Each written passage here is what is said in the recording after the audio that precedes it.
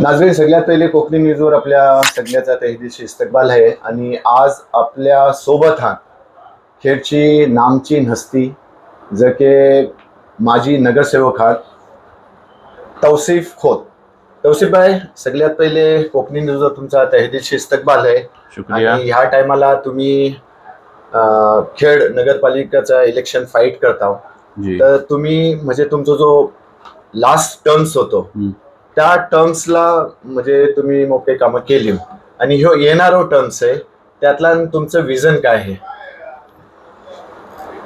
2016 जी election झाला होता नगरपालिकेचा, तो आम्ही निवडून आलो होतो. आम्ही विरोधी पक्षात होत्या. आम्हाला जितकी कामं कर्या जमली तितकी आम्ही कामं केल्या. फॉर एक्झाम्पल, ऐसं काही खेळला पॉईंट आहात जर तर कच्चो रस्तो होतो. For example, SM town building आहे, तर बिल्डिंगला लोक घ्यायला आली होती, पण 4-5 वर्षापासून तो कच्चो रस्तो होतो. अलमदीना शाळा जायले ती आत्ता जायली. तर करीम पार्क बिल्डिंग आहे. करीम पार्कला जायला जवळजवळ 2005 पासून 2018 पर्यंत 13 वर्ष कच्चो रस्तो होतो. तो पण रस्तो मीच मंजूर केलो. मोहीम तुलेच्या बॅक साईडला मैरान पार्क बिल्डिंग आहे. मैरान पार्कला पण रस्तो नव्हतो जायला आतला, तो पण रस्तो मी केलो. फारूक पॅलेस बिल्डिंग आहे बघा, DYSP ऑफिसच्या बाजूला, तिथं पण कच्चो रस्तो होतो, तिथं पण रस्तो मी केलो. त्याच्यानंतर महाड नाक्यावर महबूब माडिकचा कारखाना आहे, त्याच्या बॅक साईडला शाहीन पॅलेस बिल्डिंग आहे, तर L शेप रस्तो कच्चो होतो. तर महमूदबाईची पण बिल्डिंग आहे, मनसूरबाईची पण बिल्डिंग, तो पण रस्तो मी केलो. म्हणजे ही आपण ऐशी कामं फक्त ही रस्त्याच्या बाबतीत नवीन केलेली आहे, जुनी नाही की रस्तो होतो. ह्यो मी रस्ता सगळं नवीन केलं.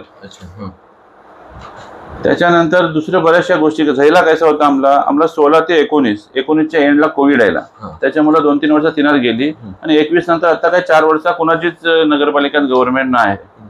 त्याच्यानंतर आम्ही इमेज गार्डन आणि अमीना अपार्टमेंट, त्याच्यानंतर तिकडं मरकज साईडला जी मरकजची गटार गेलाय ना, ती जांभ्या काळ्या जोंड्याची गटार होती पहिले. काही नगरसेवक येऊन गेला असते डाक बंगल्यावर, कुणीच काही लक्ष नाही दिला होता. तुम्ही त्याच्या लोकांना पण जाऊन विचारू शकता. माशाल्लाह, मी इमेज गार्डनच्या साईडचा पण गटार बंदिस्त केला. अमीना अपार्टमेंट पासून ती त्या खलील कोचच्या घरापासून ती वरती फरीन अपार्टमेंट ती पण गटार बंदिस्त केला. आणि मरकज मशिदीपासून पण जडालवाडीत गेल्या ना गटार, ती पण मी बंदिस्त केला. त्याच्यानंतर डाक बंगल्यावर पहिले रस्तो आवल होतो, रस्त्याच्या बाजूला ना पावसात बेंदी यायची, याने 4 महिन्याला बेंद्या लागायचा. मी जेव्हा रस्तो केलो 2019ला, तर तो रस्तो जो 6 मीटरचा होतो तो वाईड केलो, 4.5 मीटरचा होतो ना तो वाईड 6 मीटर केलो. आणि तो रस्त्याला गटाराला टच झाल्यामुळं बेंदीचा विषय मिटलो, रस्तो वाईड झालो. अशा प्रकारे आपण मोप कामा केला विरोधात. एक मी तुम्हाला विचारता, जशी की आपली एक बात झाली होती आपल्या गोलीबारच्या पुढे जी कब्रस्तान आहे, तेव्हा आपलं जसं काही विषय झाला होता, तर तुम्ही बोलला की फंड वगैरे आलेलो आहे. मग ती म्हणजे काम कसा काय अडकला किंवा आपण महाडनाक्याचा कब्रस्तान आहे ना, त्याचा आपण एक 45-46 लाखाचा एस्टिमेट केला होता. TS झाला. त्याला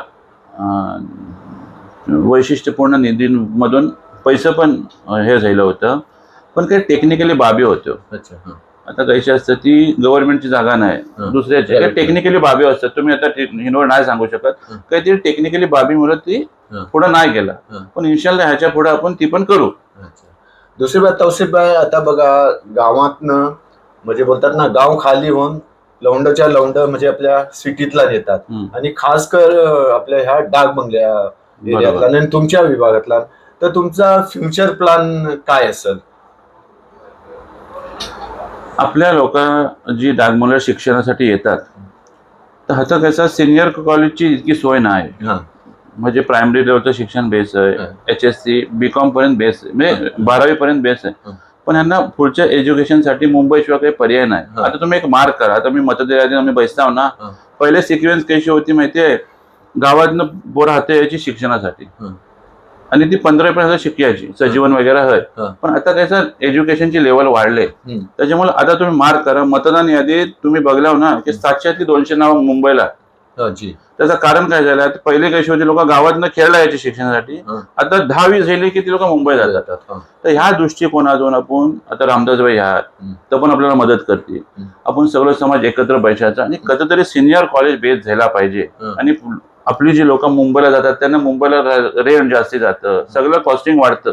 ती जर हाताळून सगळा MBBS चा बोला, इंजिनिअरिंगचा बोला, शिक्षण हातं बेस होते ना सिटीच्या आसपासच्या परिसरात, तर ती आपण सगळ्या समाजाने बसून आपण ती एक सोय केला होता. जी लोक हातं येतात शिक्षणासाठी त्यांना मुंबईची गरज नाही होणार, अशी आपण काहीतरी अंमलबजावणी करू आहे समाजा डोक्यात आहे.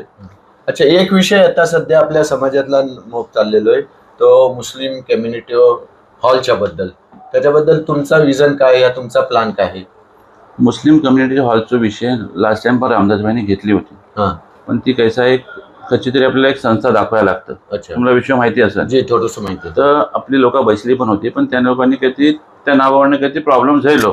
ते लोक बोलले आपण एक नाव सुचवा. ऍक्च्युली कैसा आहे, एक जागा अलॉट झालेली होती त्याच्यावरती करत होतं. ते आता पुढे आता आमची बॉडी निवडून आली इन्शाल्लाह, की आता रामदासबाईंनी आपल्याला 5 नगरसेवक कबूल केली होती आणि 5 नगरसेवक उमेदवार देणार आणि इन्शाल्लाह 5 जिंकून येतील. आमच्या 5 नगरसेवकचं एकच काम असेल की पहिले आपल्या समृद्धीचा हॉल झाला पाहिजे. अच्छा. कुणाची जागा असेल प्रायव्हेट, ती रामदासबाईच्या थ्रू आपण घ्याव, किंवा ती एकदा झाली ना की तिला बाबाई निधी वगैरे बरोबर वर्ग करते इन्शाल्लाह. अच्छा तौसिफभाई, लास्ट एक क्वेश्चन की हे सगळं जनरल बात झाली, जनरल पब्लिकची बात झाली, गटार पाणी. तुम्ही हातचं एक स्थायिक आहो, नागरिक आहो आणि इन्शाल्लाह तुम्ही नगरसेवक व्हाल इन्शाल्लाह. तर तुमचा म्हणजे तुमचा एक विजन काय आहे? तुमच्या ह्यानी आपल्या खेळ जी डेव्हलप होऊन एक नावा रूपाला यायला पाहिजे, असा तुमचा पर्सनल विजन काय, या पर्सनल प्लॅन काय आहे? आता बघा, आपल्या तालुक्याचा आमदार योगेश दादा कदम आहेत, त्यांच्या पाठीशी खंबीर आहेत रामदासबाईचं होय. ओके, आता तुम्ही बघा, खेळला नलपाणी योजना होते 48 लाखची, हर गल्लीत काम चाललंय बरोबर. त्याच्यामुळे फक्त रस्ते तोपल्यात. आता आपण जर रस्ते मंजूर आता केला होता, परत खड्डा मांडला की ती खराब होईल बरोबर. नलपाणी योजनेचं काम चालू आहे ग्रॅव्हिटीने बरोबर. त्याच्यानंतर खेड दापोली रस्तो 110 करोडचा आहे, त्यापैकी भरण्या नाक्यापासून डेंटल पर्यंत कॉन्क्रीटचा रस्तो होणार आहे. माझी तर अशी इच्छा आहे की आम्ही इन्शाल्लाह डागबांगल्याचा पण रस्ता व्हाईल ना, आणि मोल्ल्यातलं आरिफभाई पण बोलतात की आपण कॉन्क्रीटचं करायची कोशिश करू. म्हणजे कैसा डांबरी रस्ता खराब होतात बेगून, कॉन्क्रीटचा रस्तो कसं आपल्या कोकणात पाऊस लागतं तर टिकतील. त्यानंतर रामदास योगेश दादांनी मीनाताई ठाकरे हॉल केले. त्याच्यानंतर वरती गोलीबार मैदानाच्या बॅक साईडला सगळं स्पोर्ट्सचा हब झाला, काम चालू आहे बघा. त्याच्यानंतर महबूबवाडीच्या राईट समोरच्या बाजूला आता ही गोलीबार गेल्यामध्ये तिथे ग्राउंड जातं, तर हॉल पण करतात, स्टेडियम पण होत आहे. त्याच्यामुळे आपण आता ही शिवसेनेत विकास करण्यासाठी गेलेला आहोत आणि आम्हाला खात्री आहे की योगेश दादा आपल्या समाजाला आणि पुऱ्या शहराला, सगळ्या समाजाला भरभरून निधी देतील आणि खेळचा अल्हम्दुलिल्लाह विकास होईल.